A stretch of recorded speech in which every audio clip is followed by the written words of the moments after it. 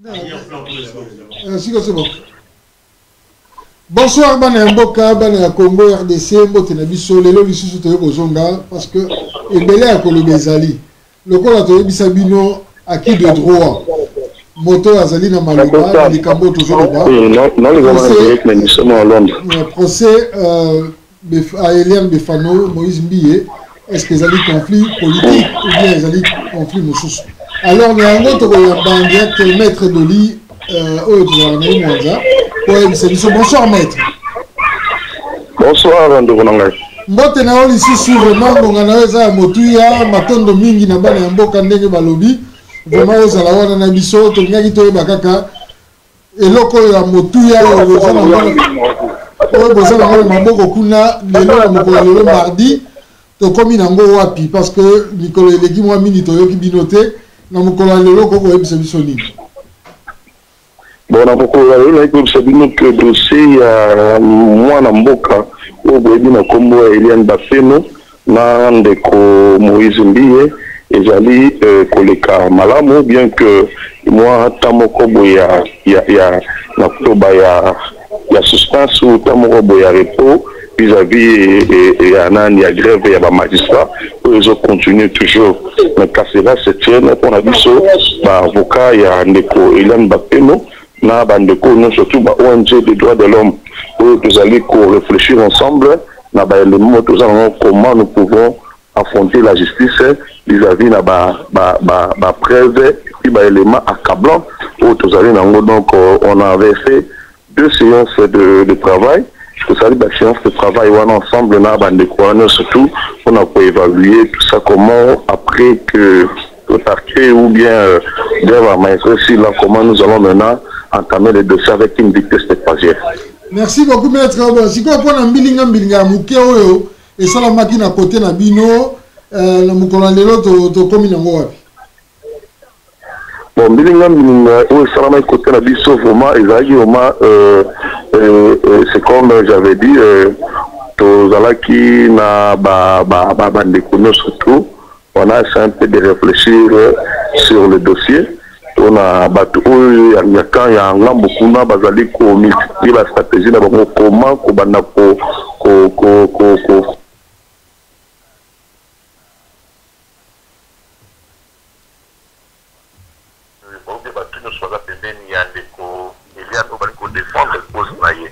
donc batuana kana ba na ba multiplier la stratégie ko ko approcher même ko tchape voir kanya ka tombongo on a ko arracher anéantir bateau surtout bazali na makasi ya koluka ko mettre fin na dossier oyo ndeko Eliane Bafeno. Donc c'était un peu ça. On a essayé quand même de réfléchir ensemble avec les amis, de mettre un peu kolongola ba et puis nous ma ezaki pembeni na biso à côté pour tout se concentrer na dossier. Donc à l'heure actuelle je vous rassure na bandeko union surtout se déranger qui trop se déranger les sociétés le dossier Eliane Bafeno na ndeko Moïse Mbiye ezali priorité na biso comme avocat mais aussi priorité pour les Congolais surtout pour afin koluka ko décourager ba pasteur to bato babenga na rabat na nzambe ça na bango ezali ko abuser sexuellement na bandeko na la jeune fille oyo bayaka de bonne foi ko prier akati ya ba ensemble de la bango. Merci. Par rapport à la plainte ebisaki biso semaine passée oyo beaucoup de qui contre ndeko Denise ba rumeur moko ezotambola ke bo retirer yango suite à la menace, est-ce vrai ou pas? Bon, ce qui est vrai, c'est vrai, la a été l'avons retiré, on l'a retiré à la raison moins délai. Vous savez, ndeko Denise a un accord journalistique, bon, ensemble avec ma collègue Moussoussou, frère Moussoussou, l'avocat de lobby, Omoni, Nambitumba, toujours Bunda, Nango, Nandeko, Moïse Mbiye, Azali, Voma, n'a pas moyen belé. Donc, presse, nous allons corriger du saut. La grande partie de la presse, nous allons corriger du saut. Donc, il y a un autre Tasuka. Donc, ceux qui nous ont dit saut, vraiment, à bout, qui m'ont dit, là, peut-être n'a pas dit pour les chocs. Celui qui m'a dit, maintenant, pour cibler tout pour ça, là, nous risquerons de perdre quand même, pour perdre notre fil du dossier. Priorité pour nous, c'est Moïse Mbiye. Et ça a été moins incidence, mais ça n'a pas été de Denis. J'espère qu'il y a un Serikata qui peut là-bas pour qu'on aime tout soit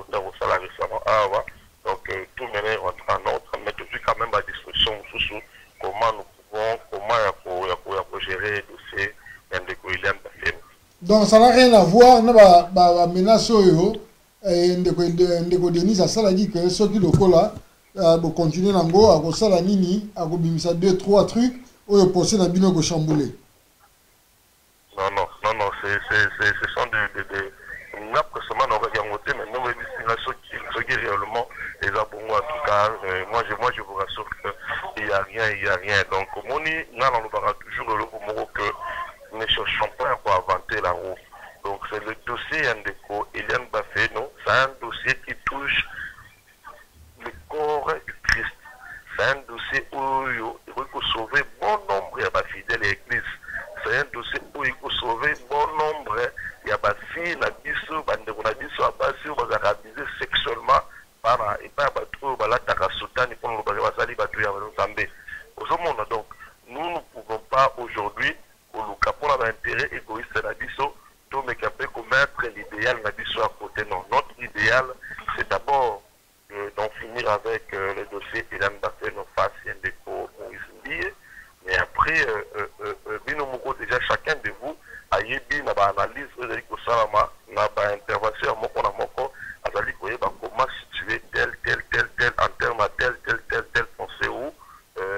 réflexion. D'accord, mais motuna ya motuya na poko na lelo ezali likambo yo balobi moi conflit moko ekomi kokota conflit soki tokolo ba communautaire, c'est-à-dire bandeko ya Grand Kasai bakomi kosala bloc pour soutenir Ndeko Moïse Mbiye par rapport à dossier wana. Est-ce vrai ou pas? Bon, ce qui est sûr, là certes il y a eu réflexion du genre il y a Bongo Baseremisaki, même moi aussi j'ai été contacté parce que c'est vrai je suis du Kasai mais les gens oublient une chose que vous pouvez être du Kasai ou quoi mais bien nous sommes congolais. Donc ceux qui te commis pour gérer de ces d'une manière ethnique, ça serait trop dangereux parce que le Koélin de William Bafeno. Et ils oublient aussi que Ndeko William Bafeno, elle a aussi le sang kassaïen. Parce que maman a abouti à Zali Mourouba. Donc ceux qui déjà, on va dire que gérer le dossier dans le sens où on va gérer Wana, en tout cas, ils pas. Certes, il y avait une réunion Salamaki. Moi, je n'ai pas voulu participer parce qu'on ne peut pas cautionner le tribalisme de Nambo Kanabiso dès lors que mon candidat Nambo Kanabiso, les conseillers Tshisekedi Antoine, alors toujours, Azali président à Baloubate, Azali président à Congote, Azali président à Bangarate, Azali président à Congo. Boni Bino, se réunir pour un dossier judiciaire, dossier Oyo, Azali comporter teinte à la femme congolaise. Bino Bolodibo, Gérango, Bandabosala, Réunion, tout ça, tribal, donc c'est là les attentes à fondement. Ils peuvent se réunir même 1000 fois, ils peuvent se réunir même 15 000 fois et pour empêcher la sauter tant que les avocats de faire notre travail. Dès lors que nous avons détenir un élément accablant, un élément de preuve sur la personne de Ndeko Moïse Mbiye. Mais aussi, je vais leur dire, le parquet n'est pas lié à ça. Le parquet n'est pas lié à ça où la justice congolaise ne peut jamais se lier à la réunion de la le temps là est passé. Le temps là est que notre communauté, tout ça, non. On doit éviter ça. Là, c'est amener ces pays à la xénophobisme, mener ces pays à la tribalisme, Ndeko William Bafeno, c'est une Congolaise, a mérité protection comme tout Congolais, c'est Ndeko Moïse, Azali Moulouba. Certes, ils allaient tribunal, moi je suis du Kassai, mais en gros, tu peux empêcher Ngaï étant qu'avocat, de défendre la cause juste et noble, il y a Eliane Bafeno. D'accord. 2-3 questions à Mikoussi avant Totikayo. Il y a Liboso. Ndenge nini bandeko na biso justement à Kassai par rapport à ça, bah comme koloba que nani oyo komi atteinte na élite kassaïenne parce que makamango komi koma na visée politique. Reconnaître exceptionnel. Ezali Sony, quand on grand bango, on une connotation tribale, balobate que bazali ko combattre bandeko ya Kassai Ezali Sony. Est-ce que bandeko ya Kassai nde mutu babisa kindeko Zalambaye à se comporter mal dans mon Sinaï et il trouve ça normal. Ne combattre ne soit pas bandé ou Kassai, des binous de Congolais, qui a violé l'intimité, pour les réseaux sociaux, donc de Congolais, qui a violé. Non, ils doivent laisser tout ça. Ce n'est pas des choses où on va comprendre, on va gérer à leur manière. Ce dossier, c'est un dossier judiciaire. Ils peuvent faire quoi que ce soit dans leur entendement ou dans leur pensée. Il y a un côté où tu peux mettre en péril ou en difficulté le procès judiciaire ou Bissouali Komené. Donc, il y a fait non, Azali Congolais, si je dois le dire, il faut Azo mériter ma prérogative, surtout aux Congolais, surtout aux Congolais. Donc, Balukaté, Bachango, dans l'air, n'a pas pensé, n'a pas égoïste. Là, je dirais qu'ils ont pensé égoïste, où ils attendent un affrontement juridique. Donc, le dossier Eliane Mbappé, non, c'est un dossier judiciaire et ils peuvent se réunir. En tout cas, ils attendent l'impact morté. Merci beaucoup, maître. Avant-dernière question alors. Nani, ndeko moko azalaki pe na soutien ndeko Eliane tokoloba kombo papa Molière tolandi moi interview na ye moko alobi que non ka Eliane ye azalaki na kati mais amoni que ba biloko mo très douté ekoti na kati et surtout que comme cas spécial est-ce que ndeko Eliane il faut mériter ba traitement moko spéciaux du moment que ma fille n'a qu'à ça et pour 13 à 14 ans, vous allez payer dans ma relation publique et qu'il y a comme des gens qui ont fait une réaction aux Alandais. Je ne vais pas répondre à la personne de nos Congolais parce que les Congolais ne se toyent qui est Molière. Là, c'est de un. Donc, Azali, pour moi, un bon exemple pour ce pays. C'est connu de tout le monde. Et puis, nous mourons récemment, Bolanda qui m'insulte ou apporte qui vous avez un monsieur qui est proche de Koradiso, donc si on teste, et qu'on se répond de naïté, sur la même de Comolien, à commis qu'on se réduit, qu'on va contenir à propos tel Katena Kiwana. Si en tout cas il est libre de le dire, s'il a été visité, il va prendre le courage, apprendre le courage et l'audace. Il y a que j'ai été approché, ma personne est Kanyaka. Voilà ce que j'ai dit en termes de Kanyaka Wana. Parce qu'on ne peut pas comprendre la même personne qui, hier, défendait Eliane, mais aujourd'hui, il se donne encore, il change de version pour nous tirer sur la personne d'Eliane. Hier, Azali Papa. Et puis, il oublie une chose qu'Aza honorable. Honorable député national. La loi n'a dit ça et elle a rapporté dans l'Assemblée. Donc, je me dis, mais nous sommes pour des gens qui ne doivent plus. Sans on a un député national qui donne le pouvoir de passer la télévision, raconter des histoires, on attend la maîtrise dans votre parce qu'il a fait ça qui est moi, Kanyaka et Zani Soni. Donc, c'est ce que je dis un peu, si je dois encore revenir en arrière. Toutes ces déclarations faites par des Molière, ou bon nombre de Batou, Réunion, Bassali, tout ça, ainsi de suite, cela n'a pas d'impact sur la poursuite judiciaire. Cela n'a pas d'impact dans le dossier où il y a des Eliane Mbappé. Bon nombre de gens peuvent le faire. Tout le monde il a le pouvoir. Il y a ça là, surtout mais les gens doivent comprendre que dans ce pays, nous avons une justice. Et que nous, les avocats d'Eliane, nous, la partie d'Eliane, nous faisons foi ou nous faisons confiance à cette justice. Je dis que justice Tabiso et que ça lumière, il y a pas là mon dossier. D'accord, maître. Mais on tourne à Souk avant, on sa conclusion. Beaucoup de communication, on les a montré de Max Tozanaye. Alors, beaucoup de communication à part Nabino, avocat de part et d'autres. Est-ce que vous avez un débattre dans le dossier? Non, sur autant même la communication à Bisso, d'abord le parquet a bien dit avocat, surtout même d'un côté Moïse, alors je ne vous interdis pas de faire des déclarations. Mais ma déclaration pour ça là est touchée des dossiers physiques parce que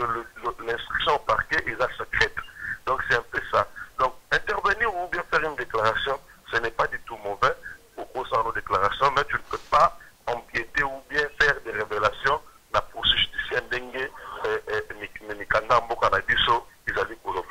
Si nous constatons que il y a un monsieur mal intentionné, pas aller tirer directement la personne notre client parce que hier on Kolobate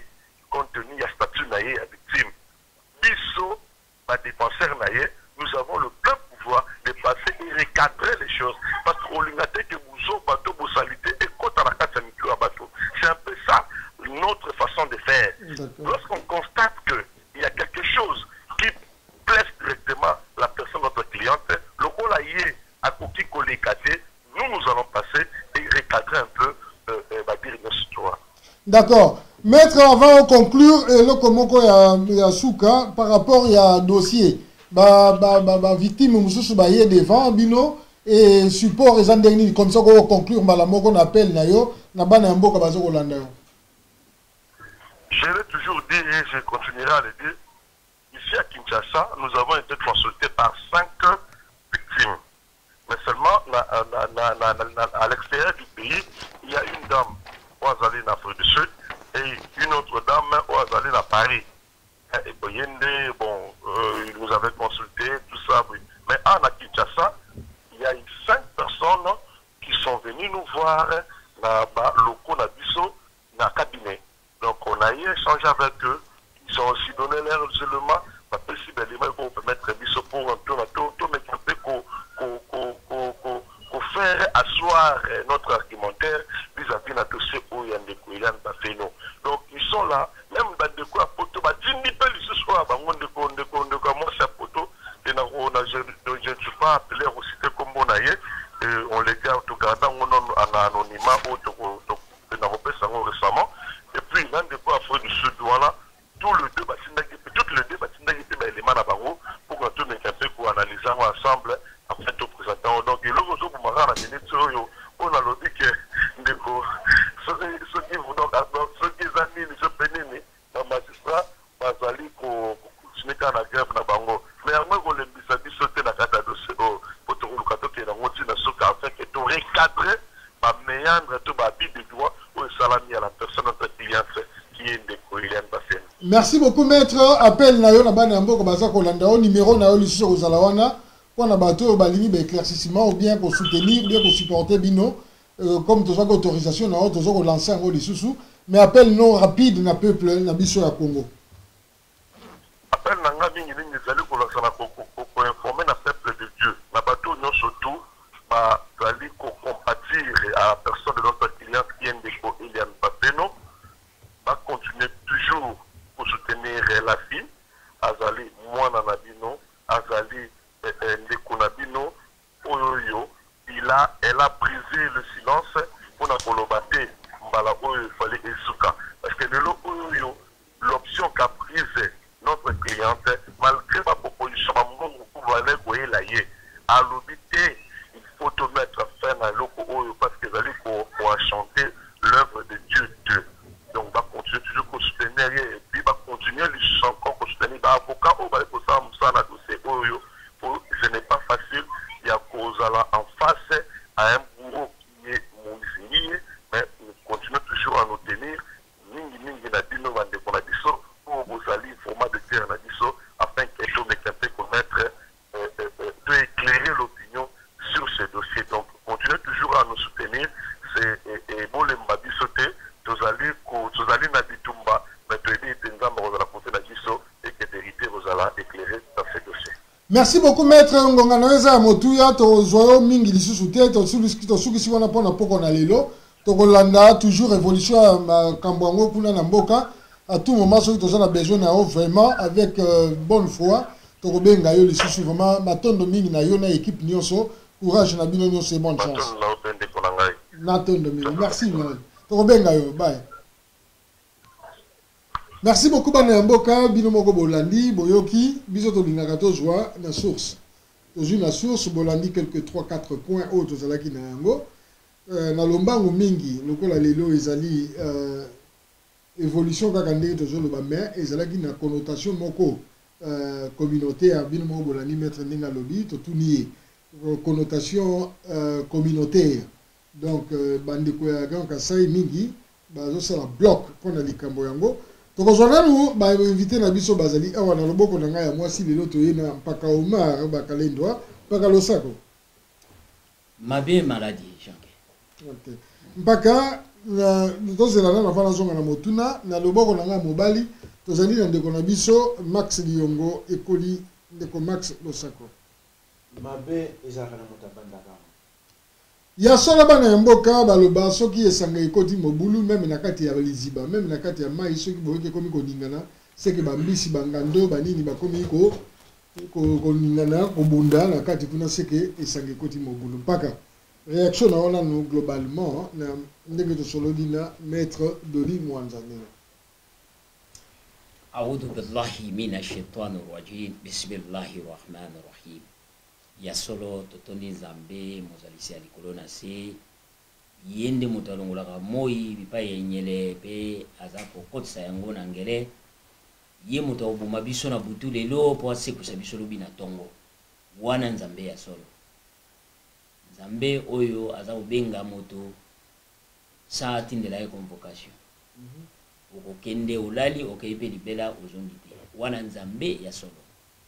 le clément, le miséricordieux. Yewana, Allah. Allahu Akbar. Ok, bon, justement, tu vois comment on dirait que tu là, ba violer, basi na Congo, tant que tu ba âge, ba 14 ans, ba 15 ans, ba 13 ans. Non, non, violer moi si même coco. On dirait que tu vas n'habiter batongo, mais les athées. Bango bazo mona awa na Angleterre bazo landela moto aza soki c'est pas prince badini bazo landela ipa ya bandai ko kena Amerique bato pa pamba o tozo mona bango baza bana po o baza bato ya royaume ezali bato bangi o ba konzaka bato na loma banini bana na bango bazo landela makambo yango na Amerique bongo siko awa na Congo bato o modèle tozo ko mona wana bato yango baza banani pona bato mususu wa mokili bango baza banani siko moto wana ti balandela ka makambo wana te po mwana wana il faut balandela tango azaki mwana mobe awa bazo kanga meme ozana mwasi ya ba 60 ans soko meki oke koloko d'accord alors bango bazo yeba tina te ya viol okay ba yebi tina ya viol te donc et pas na ngai na monike on dirait bato na biso ba yebi na noté viol ni koloba nini. Okay. C'est ça les problématiques qu'on a sur mon abattu. Si vous prenez, on va expliquer d'abord viol na mokuse ezalini. Bon, viol ezali au sala likambo moto intercourse. Ouais, intercourse. Donc au sali intercourse na mutu, sa mutu wana pe. Ouais. Ah mais yo pozo bibi ça ba. OK. Bon nzo linga penda na lo baka ndengwa parce que na so linga makamusushi. OK. Donc c'est ça. D'accord. Kokenena ndeko mwasi sans andima donc c'est ça donc et ça maka moko ça maramti parce que jusque là na yebisaki yo mbaleli kati o bato babanda ko contredire banini mais ozomona siko makambo eza ko se réaliser ndenge biso to bandai ko kanisa parce que eloko nyonso muto azana bongo azo kanisa réalisation nango ko bima ozoko sala intercourse na mutu mais mutu wana intercourse wana en anglais mais bande ko na biso musu ba yebi anglais te bon ça va OK donc tikana na moni que mpaka lelo azali un peu na pasi la motema ndeko Max réaction na yo par rapport ya makambo to ko yoka wa sur les 3-4 points de sololi d'abord évolution ya dossier et puis makambo ya conflit communautaire et puis dérive et comme ko salama na niveau politique ndenge et comme roquette. Bon, évolution du dossier trop na kaka ya procès ya momoko ndenge maître auto kolobawa maître Dodi Mwanza ndinga lobby ba progresser penza makasi te na ka procès parce que ba magistrat baza na grève va ça déjà plus d'une semaine je crois donc ils ont bloqué ba au moins mais n'empêche que bango quand même ba restructurer cabinet na bango ba saki mo ba réunion ba nini ba zo ke réunion na bango ils ont que le jour ba ça jour déterminé ya pona okena kao donc okena jour liboso et na kao msolo bakiawa na soko le bilo la ba dérive mingi ezali ke eza communication et comme mingi ba comme ba mingi ba sala ba commentaire na ndenge na bango comme lokola oyo ba papa na biso ba so yembaka bazuzi ya banganda quoi bona ebite siko comme bazuzi ya ba internet bazuzi ya ba Facebook ba comme okata ba likambo yango mutu to akomi na point de vue na ye ça cause la juge ouais ça cause la juge penza Okay. et ndenge to déplora ki awa kalo kola mutu aza kombe kwa député national oye moko aza na moralité ya malamu te parce que tokaki na ba intervention mususu ndenge aza kofinga mutu ba injure moko ndima te boye donc gratuitement comme ça pour que mutu atuni ye likambo moko boye oyo asepeli nango te abandi kofinga ye bamakambo na koloba wa te donc ezali mawa mingi mais au fait en gros oyo tribunal oyo ndenge likambo oyo procès oyo eza kolakisa biso eza ofesi koexpose biso bacongolais bizaleli na biso sur la sexualité sur rapport na biso sexuel et aussi sur comment est-ce que biso totraitaka bamama na biso basi na biso pour soki otali bato mosusu bacommentaire baza kosala c'est pratiquement incroyable comment moto olobake po aza na 20 ans po aza makambo asalaki soki na 16 ans soki akomi na 20 ans ya koreklama mais makambo basambisa même likambo elika 5 ans même elika 10 ans batika yango po elika 10 ans depuis quand ça quelle façon komona makambo biso bacongolais est-ce que tolingi tokota na mboka na biso tokota na modernité na oyo tokoma na post-modernité ou bien toyoka tofivaka bamakambo ya kala soki bamama na biso bazali kobala peut-être na 13 ans 14 ans wana ezalaki na ntango wana na kawana mais est-ce que bango moto babala est-ce que bazalaka kosepela nango mais lobi tina mokolo na lelo Non, na Mbujimai dans le lobby par exemple les comolières à lobby na Mbujimai bana il y a 13 ans il y a 14 ans bazo balana bazo kenina mibali bazo violer bango te et comment ndeko Eliane mutakomi na 20 ans et a okoma cas spécial ezali maloba na ngai te ezali wana na tu peux pas violer il faut andima ou bien il faut ça la ndenge nini na éviter quelle façon de réfléchir moi na 12 ans oui et yo ye aujourd'hui on a mis sur les médias publics oui mais procès c'est un procès mondial c'est un procès international mokili baza koyoka baza kolandela yango suka nango ekobimisa biso bakongolais ndenge nini totraitaka basi na biso soki façon ezali yango ekozala mawa mingi oyebi tozala problème mingi monene po ezoleka kote ya kivu kuna ndenge bamama biso baza viole e mingi biso bakongolais tolobaka keno eza babizaleli na biso te biso babizaleli ya bato bazoyela biso yango koyela et lelo oyo kolobaki yo non bakongolais bango mo makambo basalaka yango wana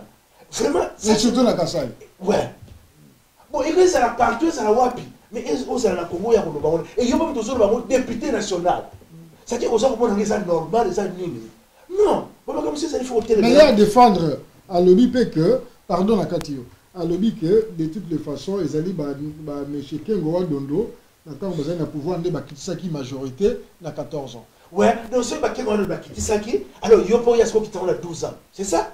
Donc on a pas argument bande on a biso kingi baza ko loba yango. Oh Kabila pa yibaka. Oh Mobutu pa salaka boye. Oh Mobutu pa bomanga pa bomaka. Donc so Mobutu bomanga Mobutu yibaka yo po ya yiba. C'est ça? Et comme normal to dibango, to tolérer yango. Moyibi comme institutionnalisé to ndima yango. Ceux qui violent salaka, Mobutu ba salaka viol, ceux qui ont de la violaka na moi à 14 ans, alors si quoi Moïse Mbiebe a violé moi à 12 ans. Et ça c'est normal. C'est ça société na biso to lingeza na ndenge wana. C'est ça procès et comme ma biso nango. Et qu'on déterminer mboka na biso Congo to lingito kende nzela nini. OK. Na makabo tali bakaba basi na makaba nini. Et comme na yoka kina ndenge musolo baki ke mona mwasi akola ta boete, wana les journalistes modalo baki en pas pesa ba petit. Moi moi si na cas ya viol ndenge mpaka définir viol awa ezali consentement ya vie eza nzoto na ye ako traiter mon ndenge ali elamba alingala ta lati ce qui le sali opasi yo toza na problème parce que yo yebi komi so que pesa petit je vais pas citer ma petit so que pesa petit pesa yo nini webi komi kanga to yebi komi batela te ça c'est ton problème yo en tant que mobile mais ça problème ya mwana mwasi te parce que mwana mwasi eza nzoto ne akola ta ndenge ali lati insanité soki yo omonaka mwana mwasi alati ndenge wana bon non mais il y a des limites quand même la loi oyo epesaka kino koko déborder te wana soki eza mboka mute kojuge loi ya mboka mute kodétermine mais soki il y a pas loi epesi limite ke mwasi alata boye to ndenge tozaka na loi ke bamama balataka maputa banani bachange yango kaka biso moko loi ngo mpe ezomaka mpona nini ezalaki provocatif donc il faut dire que ndeko wana azali na mwa raison quelque part kolobaki non kolata provocativement ezali koattirer ba provocation moko boye non kolata mpona ngai kolata provocative ezali te yo moto omoni yango eza provocation yo moto omoni alors c'est toi qui as un problème c'est pas la personne oyo alati D'accord. Soki parce que awa bato batambola bolungu bazali soki na oyo na la mer pembeni ya mai monana bato batambola na ba bikini est-ce que on est provocation pas provocation yo soko ke kuna provocation c'est ça yeso ki mutu na ba mimi kuna donc c'est provocation pour la yé OK donc problème ça wana te le débat n'est pas alors voilà ce que ça débat moko to ko même national biso ba congolais to lingi nini ba mama na biso bazalaka ndenge nini balataka ndenge nini Mubutu aletsa ba maputa ube periode wana mubutu aletsa ba maputa po ba bomba ka nzoto bien mais biso ba bomba ya moto to be balaka ba pantalon moi ça libre mais c'est comme une provocation alors to yebe loko to lingi moi c'est azali libre ta ndenga ndaka isa nzoto na ye yo soko une provocation alors c'est toi qui est le problème il faut pas résoudre le problème na yo moko alors pour nangai tu vas causer la bango ba provocation bazo sala ils a problème na biso to ba ndenga nini alors ya ngona zako loba pour acheter moi moké procès au fait ils ont comme procès à ndenge wana procès à société na biso vis-à-vis ya ba maman na biso ndenge to ta ba maman na biso et vis-à-vis ya sexualité na biso ba congolais tout le monde a viol les ndenge nini âge nini mwana mwasi akokoma majeur akoma pour azala azwa connaissance à mibali il faut que tu déterminer ce qu'il y a une constitution il y a mboka na biso ce qui te lobito longola yango pour bato lobi que 18 ans mabe pour bana 12 ans na ba professeur moko boye baba la kabango eh ben alors que constitution sur bandenge musu donc tout changer yango c'est il y a incompatibilité entre la constitution za koloba na réalité qui est la mboka na biso OK wana to zonga yango mais pour un souka na yona na avant que les soit pas le même point si qu'on a point que bandeko na biso ba komi komona que élite kasayenne est comme menacée communauté à Grand Kassai va comme ko ça la bloc et pour protéger de Moïse Mbié et se défendre pour la réaction de réaction maître Dodi Mwanza à lobby qui est déplorable yo ko lobani ouais ils sont déplorable dingue de pas lobby et il faut to même que dans musique ils allaient c'est que ils ont tout simplement le tribalisme ou kozonga mboka na biso zongi na tribalisme ou retour na tribalisme ya makasi et toza ko vivre mikolo na mboka na biso et curieusement et ça a fait coïncidence n'est-ce que ça coïncidence mais ça voulu par Mokonzi ya Félix Tshisekedi alors est-ce que yemoko mutaza ko sala yango aza ko entretenir yango ou bien tout simplement yemoko président Félix azali tribaliste yango azali ko sala promotion nango ou rose a peu victime azali victime bon azali victime personnellement ndimi pensate parce que je crois que yem taza ko instrumentaliser yango ayebi yango tribalisme ezali alors aza ko utiliser yango pour se faire asseoir Mokonzi na ye et ce que yango tribalisme wana eyaki bakasi tangu ya akomaki kosala ba mouvement esalamaki ba benga ba jeune tshisekediste mingi ba santuraki ezali kaka bandeko na biso ya Kasai et yango même lelo na ba sotala ba mouvement surtout et aussi faut ça aussi différence que c'est pas aussi tous les Kasaïens c'est pas aussi tous les baluba baza ko landa yango mais eza ko mona quand même que ba pratique na ye aza ko s'associer mingi na bandeko ya Kasai et ça c'est trop dangereux donc il y a aussi la promotion et on peut même à la rigueur dire que yemo bazali tribaliste ya zo sa promotion nango yango to zona escalation makambo et so talispo pe na kaya procès so to tika la wana na kaya procès ezako landa tout simplement logique wana que ndenge oyo recrudescence ya tribalisme ye makasi et bandana muto mboka na biso ti na petit peuple et ndenge avocat lo bagi c'est trop dangereux to comme ça mboka na biso ndenge wana te ko ezali nation ezali mboka mobimba ezali état ekoza la tekaka état batu moko boye basala balobaka ou basala droit balobaka bamisu balobaka te parce que tant bamisu bazala koloba bino boza kosala boza koloba il faut aussi savoir que batu misusu bazali ope bazali banonduba baza koyoka bazomona bino pe réaction na bango ezala nini. Merci beaucoup na question na réaction na bango ezala nini mpaka Omar même répond et même question pardon na ndenge to lobi na ndeko Max bandeko bakomi ko se sentir victimisé balobi bazo ko cibler tribu ya Grand Kassai pour na nini parce que bazali na bokonzi na ka oyo est-ce que loi mibeko ya l'état il faut ezala na faveur ya tribu moko par rapport ya mabezo au salon en fait ki bokonzi moko inexistant bon toke na ba analyse na biso ezali concentré au na procès na tiena no kibokonzi te mais soki ekoti kibokonzi peut-être na sens ya bato bazolinga ba canaliser côté wana o na lobaka ke peut-être sommet ekoki pe ko anéantir procès yango tout ça et makamango yango yo puisque nazalaki nganga te ou bien prophétie te yango ezolanda pona ngai nazoloba il faut nano bato bazoloba ke ono bazosala bango ce que ezalaki cas politique ça va mais où ezali viol c'est-à-dire que bato soki ngai meme ndenge nazali awa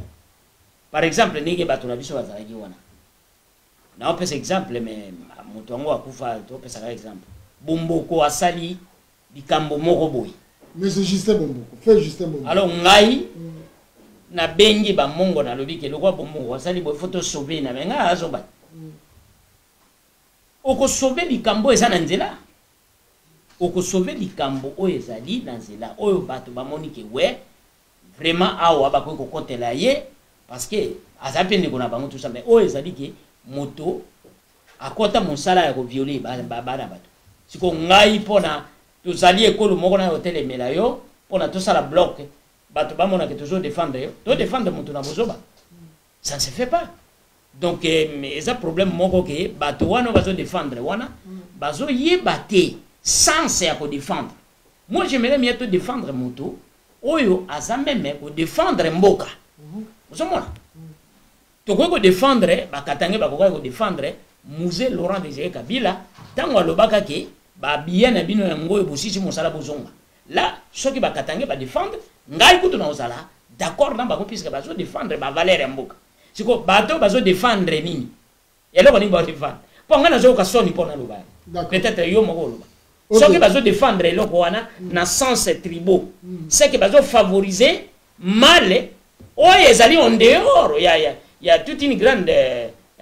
nation ya Congo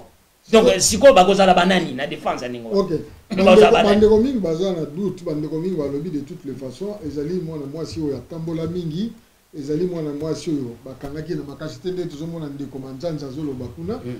bandeko mingi bazoloba ngo ke bakangaki te na makasi et puis azalaki mbula misato après po ya koloba yango seka yokaki nano elengi aye koloba yango parce que bapimelaki ye mbongo bapimelaki ye mbongo réaction ezali bon ngana zo mona terme po ba terme mosusu a moyen to utiliser ça te omoni moto azala mayele il faut ayeba ko raisonner awa na Angleterre bato mosusu bakufa mais procès olanda ye na cimetière comment bato bavandi na soki bato bana poto ba loba ndingo wana me ngana moni bato il faut bazonga même ko fanda na ba pygmée mais ba pygmée quand même bana mayele ba maîtriser zamba moto awa bo soki osali makambo ya ndenge nyonso awa na mokili na se awa même soki eleka bambula même soki okende na mboka mosusu pardon na corriger moi mokende ko manzanza lobi alandaki nde papa Molière comme on a ye na la comment on a de comme Molière voilà yende mutaloba ki bongo pardon de ko manzanza vraiment libisangai soki na parce que kotanga ezanga musika mais Régie a fait remarquer que l'interprété le bande Molière de yene voilà tant il comprend le binde le bande Molière mais à reprendre ma peut-être ouais vraiment bolimi c'est pas une déco toko pesa makanisi wana pa na Molière bon toyoka kia waki avocat lo baini ba moto ana azali mal quoi répéter donc tina moko tutokota na ba sujet ma Molière parce que normalement ba yebiye façon na ye agisaka donc azali mutu moko te oyo akoki kopesa mayele na kati ya société donc moye biso tokota pena muzino ezate me yebaka eloko babengi yango viol même soki elika des années soki baye ko découvrir basango mususu bazali oke akoma koko mais tango bakuva ezalaka bazotinda bana oyo bana babana kotinda bango bazaba orphelin banini awa boye peut-être dans ba côté ya Manchester ba côté kuna banini basango wana bakomaki bakoko balobaki ke il faut ba juger bango et ba musu bakufa na Northern Ireland musu salema na Australia le problème ezali balance ezali parce que balobi ba força qui était voilà non ko forcer tala viol ezali te pona ba forcer yodi okoza pe okena mobali maintenant mususu zo lingate intérieurement zo lingate maintenant oyo okobimisa yango ke na lingaka te bakangi yo kuma bato boyebi lote nga natangi mo alo awa natangi lo awa osomona moto wana azobanda puisque amonaki oza na autorité il faut andima kaka mais après tango aye ko réaliser que makambo bana osala ezalaki na consentiment na été donc automatiquement il faut qu'elle n'est pas dans la police à aviser police que voilà mutu bona mbula boye ngai na ninga kateta la bo bakoya d'accord qu'est-ce que donc il faut toquer ba mingi parce que on dirait biso tozo yeba de l'autre des rule of law il fait ça là. Merci beaucoup ndeko Max to bani ko na suka émission ya liboso na poko alelo soki ezali na eloko koloba bien conclusion moko ya kopesa ou bien conseil moko ya ko produire na ndeko na biso et kozala nini par rapport ya kao par rapport à la femme comme telle parce que balobi nzela ya procès o eza ya molai. Ouais, na kolonga so mo nkesima lokola ndeko alobiawa que po esalisima bambula nde aya koloba ngo lelo donc ezali pasi mingi kwa pe ezali mawa mingi comment na ke bato bako réfléchir ndenge wana et ndenge pe toyoki akaka même mutu asi akufa soki likambo asala eza mabe eza tu mabe bakoti kolandela ya même à titre posthume bakoti kosala yango. Alors il faut sikoyo nde naloba mwa mkene bandele toyeba eloko nini tolingi mpona Congo tolingi droit esala mosala nango to tolingi te toza koprône état ya droit to toza koprône état ya droit te soki tolobi état ya droit c'est-à-dire état ya mibeko loi elobi nini soki mibeko elobi même après 5 ans même après 10 ans même après nini soki alobia mwana mwasi alobia aloba akoloba le problème eza ya yo mobali oyo ape na oyo baélément olobake non ezalaki boye te bazusi bakomika batala likambo bakata ndenge kozala mais kolobake oyo ezali kozwanga en considération te mpo eleka bambula ezali vraiment obalobaka nonsense na likambo wana et nakoloba nini ezali tout simplement bon totala kaka topesa chance na likambo yango ndenge ezali kokende ndenge jugement ekozala ndenge bazusi bakofandela likambo yango soki vraiment bakozwa courage bakata likambo yango ndenge elongo bani to bango mpe bakobanga mwa moke parce que il faut koyeba aussi que na jugement nyonso tout oyo bazusi bafandaka interprétation correcte ya loi ya droit ezalaka toujours mwa mapasi et surtout motu so aza na bamoyen aza na bambongo aza na position moko ya pouvoir ya autorité et ezalaka toujours mwa pasi ke bakanga ye bakoyesa ye likambo bakotisa mpe boloko et awa mpe somona on dirait toza kokende na ka wana. D'accord, Ndeko Max, pardon, avant de continuer. Il y a un problème dans le procès Oyo, il y a un problème au niveau politique, il y a un problème au niveau culturel, il y a un problème. Pourquoi? Parce que culture na biso, surtout na biso na Congo, l'Afrique d'abord, mais particulièrement na biso na Congo, pas tous au Congo, na biso pour écoler les biso. Culture Oyo, il y a quoi abuser, na plus faible que yo, na musala, na école, na nini, ezali, parce que tout na gueule l'autre fois. Est-ce que et là, on est ça a été empêché pour ceux qui les besoins, sinon on créer un précédent. Ouais. Nakoloba eko sala te. Na yebi que parce que droit to zaranango, surtout que na tribunal to biminango. Mais na banda ko na bani to vivre selon culture na biso, selon ba bizarre surtout ko koko na biso. Alors, yango prosoyo ezako ko exposer yango. To linguiste ko to ke nzela nini. To ke de nzela ya ba culture na biso ba koko na biso, ya tradition na biso. Ou bien tolanda nzela mibeko oyo biso moko tosali parce que constitution na eza supposé que biso tosalaki yango biso moko mibeko wana so alors soki tolingi tokende nango tosirespecte yango to bakorespecte yango soki tolingi kokende te alors tozongela baoyo tozoloba babokoko na biso eza kosala oyo ezalaka mpe aussi mal interprété et aussi mal réparti. Tolobelaka yango mpe bien te parce que bokoko mpe toyebi te mpo tobungisa mpe mingi. Donc awa mpe prosoyo eza mpe na élément wana kolakisa yango. Parce que soki alobi bokoko epai na biso toza na baprincipe ya bokoko puisque tokoya kolobela mpe chaque bato na ndenge ya bokoko na bango soki ezalaki linsamba alors linsamba moko ezali reconnu cela veut dire que mutu avant abala il faisait la linsamba. Donc soki azaki linsamba donc abimela kaba puisque baboko ne na zomona na Congo il y a baboko muso ya structuré ngana ko ya no biso et ça c'est parce que moto il faut akende na no solo là na baboti ya mutu wana ozomona sikoyo ba pesi aspect que we to moni moto abimeli biso donc akokoza la bien na mwana biso na ningo awana soko zungi mwasi akutani na yo eza ndenge mususu bakolo jiji yango na bokoko ne d'accord yo le bilisamba il y a déjà Moïse Mbiya selon ba information de Holanda asalaki lisamba wana epai ya mwasi moko na France mais sikoyo aye kokóma na ndeko Eliane sikoyo lisamba yango ekende mibale misato mais wana il faut totala parce que tozozonga suna makambo bokoko te wana tozokenda makambo de Bible rapidement tozokenda makambo ya Bible soki tokenda na Bible soki na Bible wana sikoyo na Bible même epai na biso balobi lataka bozina c'est-à-dire que nzambe aza kopekisa oyeba mwasi avant osala libala na islam alors ekozala ta mosusu mabanga non ekozala sans fouin ndenge azali wana bato bakobeta pe ye fouin faut bazala bambinga koleka donc basaudi ya minene wana minene na Richard amuke mbinga penda même le jiati mbinga bakobeta ye sans fouin na sans fouin wana zala na pema na makasi pota mozo oleka na sans fouin wana on comprend mais soki o résister au bimi sans fouet sili OK mais aux correction c'est veut dire au sala souté de ça biloko moko ezali o tozolo ba ezali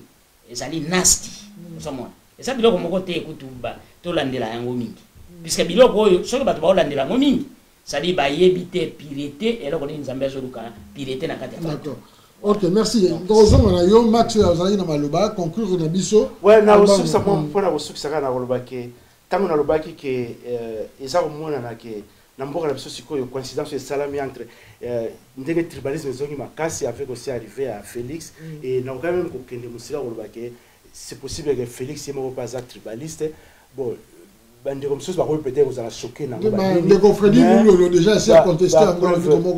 sans argument argument zali était tango ndeko Félix avant toi comme le président il y a IDPS entourage immédiat cabinet privé est constitué dans bandeko combien ya Kasai on est ambongé et puis basi basali comme moi ça ça moko ça servir protocole d'autres comme bazali peu sexiste après vous attribuez sexisme ouais sexiste de sa part de sa part et azaki peut aussi tribaliste parce que côté ya yemo et naza okama ngomi parce que ya zali mwana botami na kisasa koli na kisasa et comment voulez-vous que na cabinet na ye azana mutekolo mususute donc azana camarade ya école mususute kaka bandi ba Kasai na Kasai wana ezaki cabinet privé et tant que bandi ba comme ko ba mwa muke ba telema oh non wana eza privé et ça na le côté unité bien que ba to dénoncer que mwa muke bazalaki mais siko e kompe a comme ce que rapport ni na kao siko a kompe te parce que na kao yo pe zo la ça to ka ibarenye zo sama ya Grand Kasai ba avocat ya Grand Kasai bazo sala po ba soutenir Moïse Mbie c'est ça le rapport et puis les qui a président yem ta kadeko comme Moïse Mbie non il y a 2 semaines de cela dans le tribunal pour ceux qui étaient mon colonel ngala la prison c'est ça le rapport les mêmes histoires c'est ça le rapport le problème c'est que ma beso que zali il faut que le bayango polele ce que le bien on considéré comme trop tard après bon ngana lingana le babote ce dit comme ça il faut que le bayango exactement et ce que toujours mon yango toujours ko le bater ou bien toujours ko yebisa féliciter toujours ko tchénérer biso toujours tchénérer chez nous on parce que le président il y a Congo Mobimba le président ka badbadi yebo ka le bakango mais ba faire ça les a ko contredire yango tant que comme la présidence ne la za ko le ba a nommé ba conseiller tout ça la calcul les a préliminaires na banane et ce sont des faits qui montrent que Moutala a ça s'attacher beaucoup plus na bao yaye que na banini ba tu surtout na ba camarade na ye parce que les faits à Ozalaga Kasai aussi c'est pas suffisant parce qu'il faut aussi camarade na ye il faut aussi moi na Gombe parce que bango tout va se retrouver pas na ye. OK merci directement pour na kawa lelo et là on est ko yebisa na bandeko yo baza ko landa oyo baza ko pour na kawa lelo et là on a robake ezali procès moko matata mingi ezali makasi mingi faut neka na insister na ligne nga ya c'est que ezali au fait ko exposer ko la ça ba bizale na biso et ba bizale na biso à la fois sexuel et aussi traitement na biso ya ba maman et il faut pas aussi oublier tout ça un problème munene ozo le kana Kivu na ndambu ya Ozaïre province orientale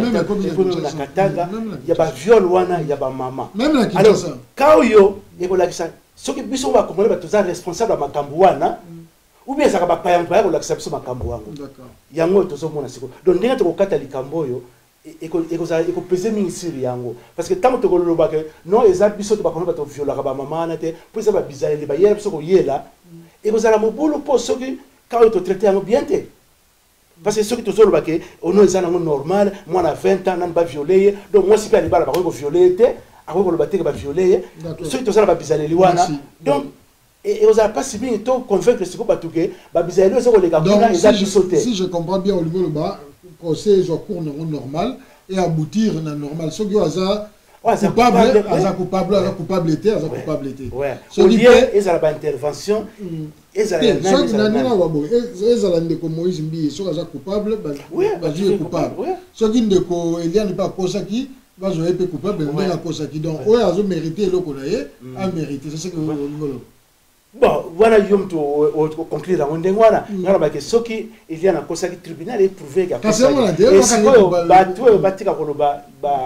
quoi assassiner quoi pour assassiner l'allégation voilà pour téléméner mutu mokaza makasi pour téléméner mutu tribunal yo pour téléméner pasteur na yo alors automatiquement il faut ça diaboliser. Non. Merci. Bagoma, moi muke na conclusion. Mais to suka wapi na makambo ya bato Equateur bandaki konyokola bato tango Mobutu. Tosuki wapi na bondoki oyo yati lelo tokomi koyibati bambongo bino boningo sala ba mouton mais tozokende pe wana tozokende la procès wana nazako bimisa biloko ya solo ya bondoki osomona bato ya Mobutu basala bo 32 ans